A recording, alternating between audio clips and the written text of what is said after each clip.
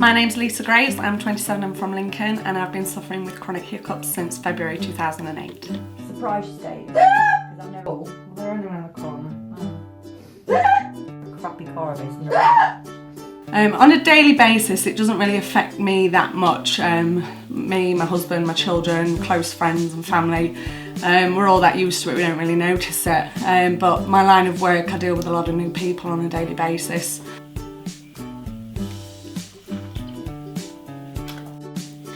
Over the years I've spoken to loads of people about my hiccups, and they're always throwing out suggestions, you know, you should try holding your breath, drink water, you know, eat lemons, try honey, of which obviously I've tried everything.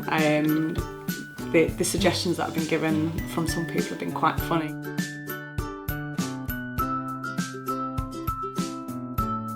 And you know, I'm willing to try anything if it will get rid of them, but after 8 years I'm still no closer to being hiccup free, so any more suggestions are welcome. Because I've never really had a lot to do with it, sure.